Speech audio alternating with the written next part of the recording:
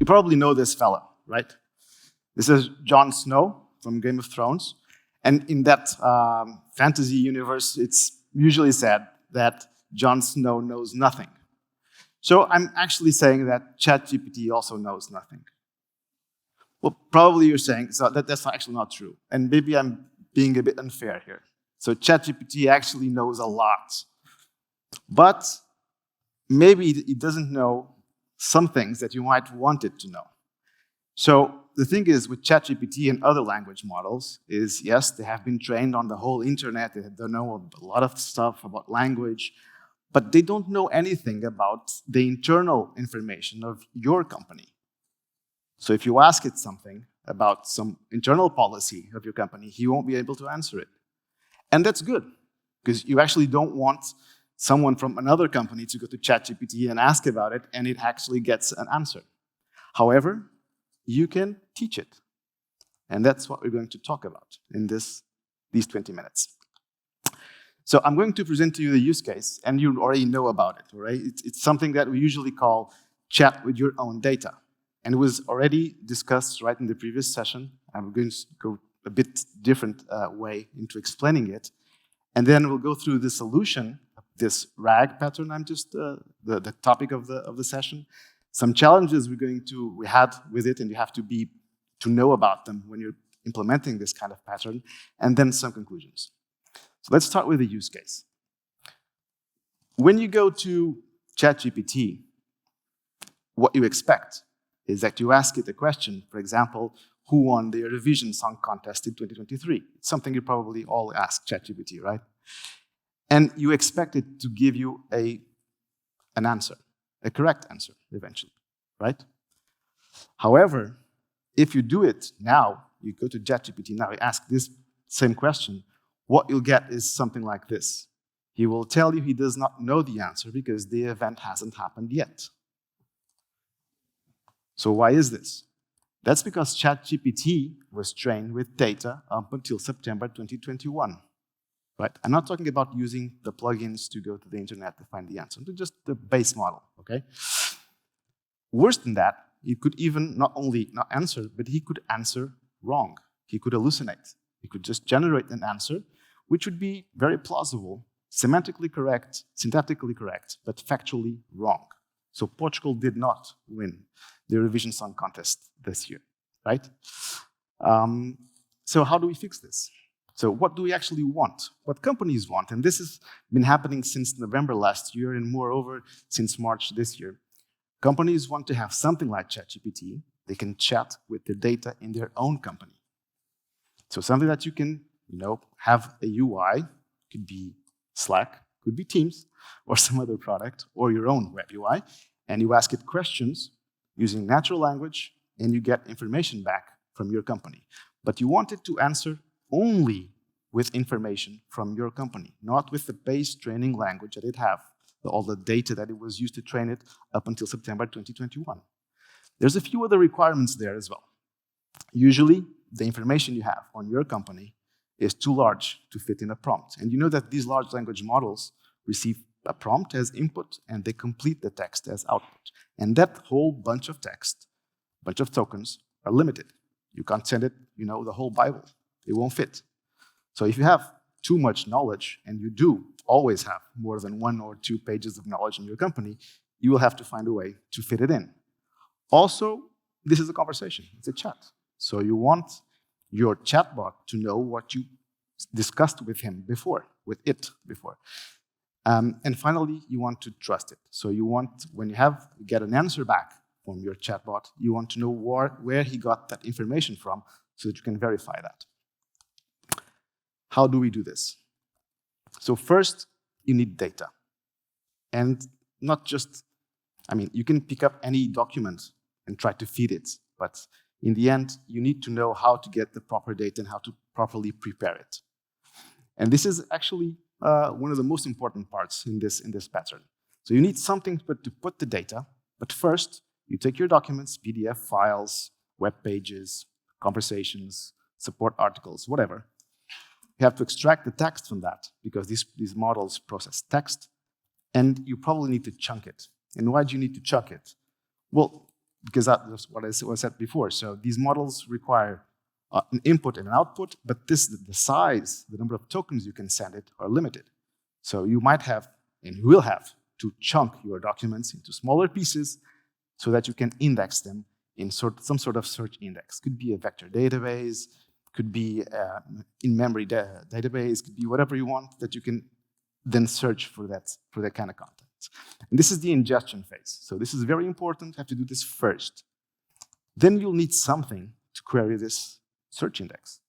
So you'll need an API. This will be sort of the backend for your application, for your chatbot. This is where all the magic happens, actually. And then you need a UI. This is where your user will go and chat with your chatbot. And this can be a Teams bot. This can be a web UI. This can be whatever you want that is able to call this API. But that's not enough, right? Because you're not just searching for the search index. You want a textual answer. So you need the large language model. Could be GPT, could be any other thing that you want. But that's not enough either. You need one extra piece to have this working. And it's the memory piece. So it's where you store the history of your conversation. Otherwise, whenever you send a question to your chatbot, he will not know what you discussed with him before. So you have to save it somewhere. This can be a database, this could be a file, it could be whatever you want. So I'm not going to technologies here. It's just for you to understand the pattern. So this is the technology you want. You have to have somehow on some brand, some cloud provider, whatever, to make this work. So what's the flow? How does it work? So first, your user asks the question in your UI. You send that question to your API, to your backend. Your backend will go to the history, to the memory, and get the previous conversation interactions that the user had with the system. And then it picks that information, especially the question, and goes to the search engine and tries to retrieve what are the pieces of information that are most relevant to the question. And that is done usually using cosine similarity if your knowledge base is already using vector embeddings, for example, which is a best practice in this case. So you go to search index, you get a bunch of search results. You pick the 5 or 10 most relevant ones. And then what you do is you craft a prompt. And in that prompt, you have to put a bunch of things. You have to put the chat history, you have to put the instruction you're providing to the model, and these search results. And you tell it to the large language model, here is this information, please answer the user question with this information. And the LLM will generate the answer, you'll store that in memory for further interactions, and then return it to the UI. So, all in all, this is what the RAG pattern is all about. Of course, you can make this much more complex, okay? Now, at this point, I would probably do a live demo. But you don't see any laptop here, right? So I'm going to enact one, sort of, okay? So let's try to put this into a concrete example, okay? So let's say that a user comes and asks who won the Eurovision Song Contest in 2023. So you send that to the API will get this, will get to the memory and get, so give me the previous interactions that this user has had with this chatbot. And you can notice that the user first asked who was Barack Obama, and then asked what was his dog's name.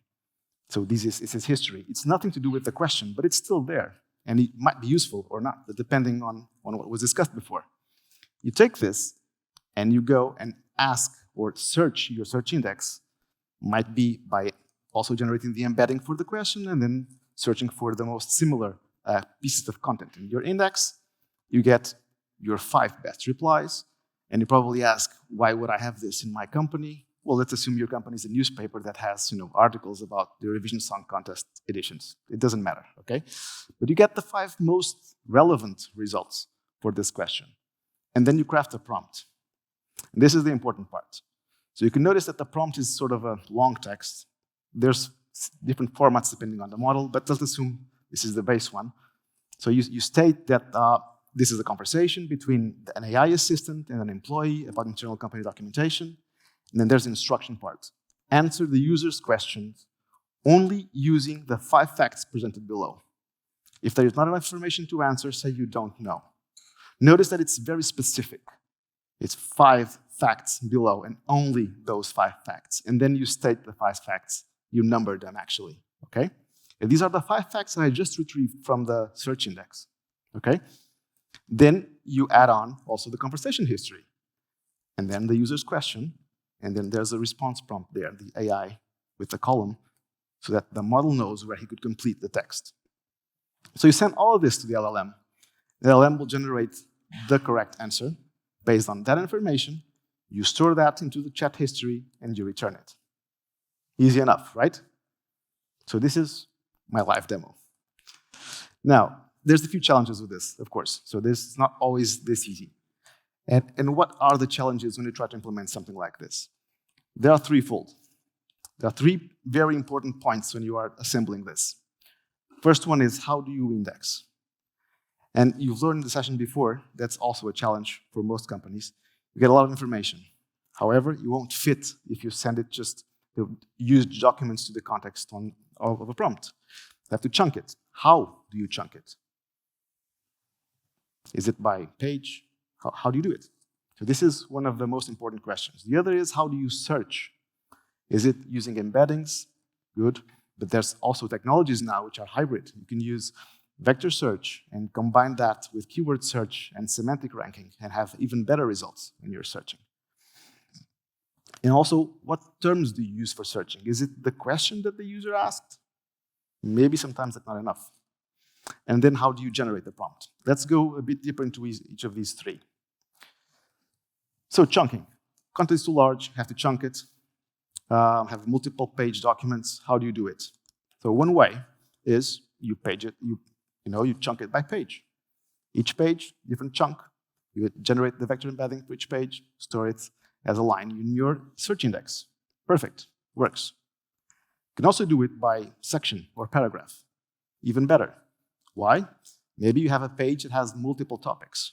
So maybe having a single item in your index with a whole page is not a good option, because then when you search for it, you get the whole page as well.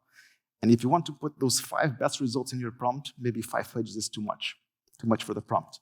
So maybe paragraph or section, if you have sections grouped by topic, is a better option. Still, there is a problem here. How do you make sure that you don't lose context? Because if you chunk it mid-sentence, for example, if you're chunking by page, and there's a sentence that starts on one page and ends on the next page, you chunk it there, the semantic meaning of that sentence will be lost when you separate it. When you generate the vector embedding, you won't have the correct context for that specific sentence. So if you search for something which requires that sentence, you won't get it. So how do you solve it? You do overlapping chunks. So this is something you can do already automatically using LangChain or semantic kernel or other frameworks. So you split the text, but the first chunk and the second chunk have a small percentage of overlapping text, so usually 10%. That makes sure that you never lose the context, the semantic context of each sentence of your content. So this is for indexing. Now about searching. Let's assume that your user asks, what's his dog name? And you knew that from the previous example that he's asking about Barack Obama's dog name. So if you ask it like this, and your search index happens to have the names of the dogs of all the celebrities in the US, whose dog's name is he asking about? Which 5 results will you return in your prompt? You don't know, because the name is not there.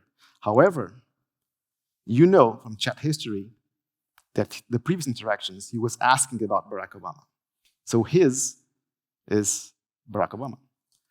So what we usually do in this case is we add an actual additional step into the orchestration of this process. So before just searching to search index, first we go to the large language model and we tell it this is a conversation history and ask it to rewrite the question so they can be used as a search query.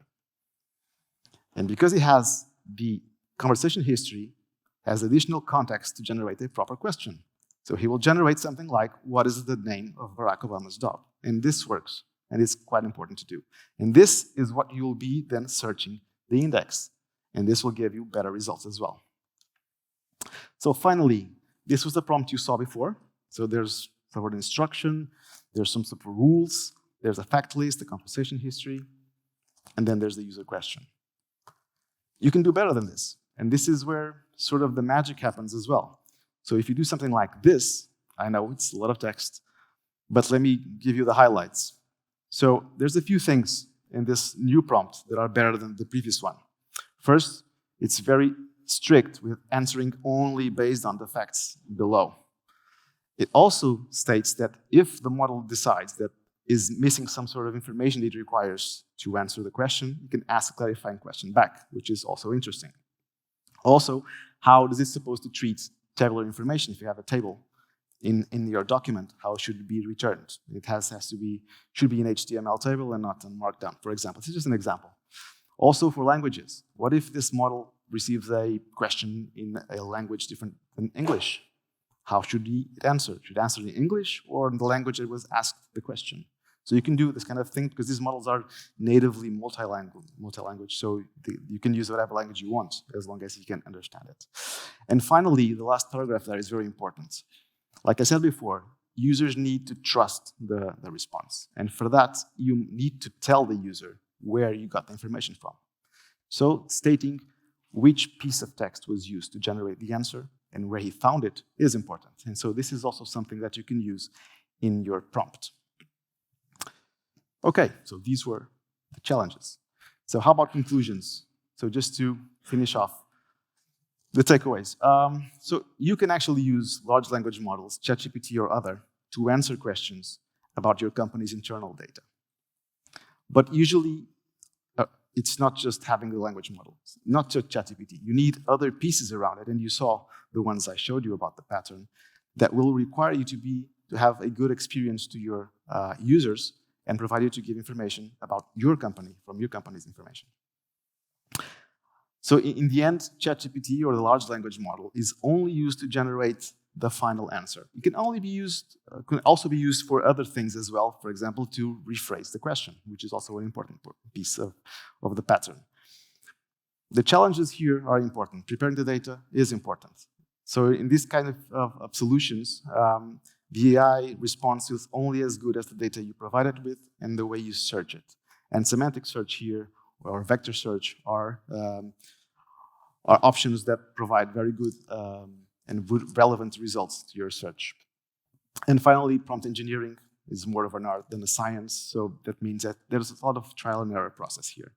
You need to test a prompt, see how it goes. If not, make tweaks, add a new word, change something on your instruction, and try it again.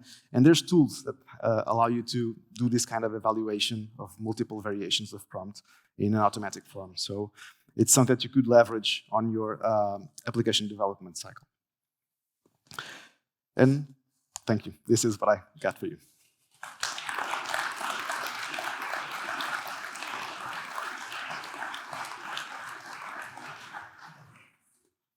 Thank you, André.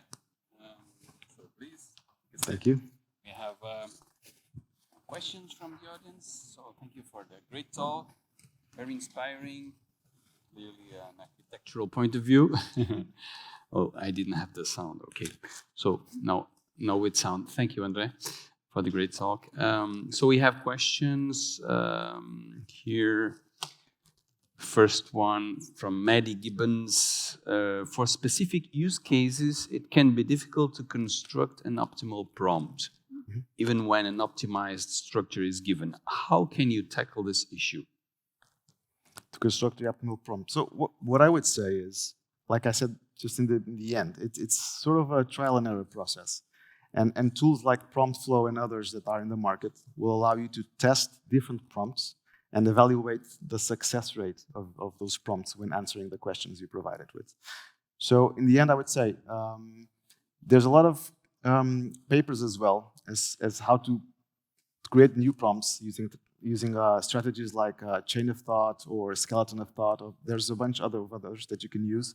But in the end, it goes to trying it and having some sort of measure for you to evaluate its result. Okay, thank you. So now from Ryan Malani, how are you evaluating your chatbot? What kind of metrics are you assessing? There's several ones that you can use. One that is commonly used for this kind of solution is groundedness. So what you do is you use a second language model, usually GPT-4, which is more capable, to evaluate if the answer provided by the first model was actually derived from the facts that were provided to it. And then he can evaluate a yes or no answer from that, and you can use that as a metric as well. Or you can have a bunch of questions and answers, like on any any machine learning model, and test based on those. So you test it with those questions, and if the answer is similar enough to the answers that you were expecting from your list, then you can test using that metric as well. So how much of human evaluation do you have in the process? In that case, it can be actually none, so it can be automatic. As long as you use something to compare the answers. Either use GPT-4 to understand if the answer is contained somehow in the facts you provided, that's groundedness, or if you provided with answers, you calculate the embeddings, so the similarity between the answers you are expecting and the answers you got. And if it's close enough, within a threshold, then you consider it to be a good answer. Okay, so thank you. From Filipa Castro, AI Program Manager at Continental. What if the content I want to feed for searching is a PowerPoint presentation or any document with diagrams and pictures? Can we ask questions about this content? Well, usually for these kinds of models, you would have to extract the information that is present on those diagrams. One way would be to use computer vision models to extract the description of what is presented in the diagrams, and then use that to search for. Okay, thank you. But you can use embeddings, on images as well. So you can actually do similarity on embeddings. The thing is, to answer questions is not that easy to use. Just need to represent them. Exactly. Right. So last question from Federico Bacci, data scientist at ball.com. How do you ensure speed? Well, there's a couple of options. So there's things in architectural view that can be used, for example, strategies like caching, to make sure that you can have some common questions already previously calculated and answered. But in the end, it goes to the capacity of the models and how are you doing it. For large language models, usually requires also powerful infrastructure. There's options on all the cloud providers and Microsoft as well to have additional capacity, which we'll have to pay for, of course, and to have an SLA of a shorter time of response. And then the search engine is actually the most important part. So good results, and then and shorter prompts. So prompt size and actually what you're asking for, the maximum number of tokens for the response, have a huge influence in the time of inference. So if you don't require a very long answer, you probably get a faster answer.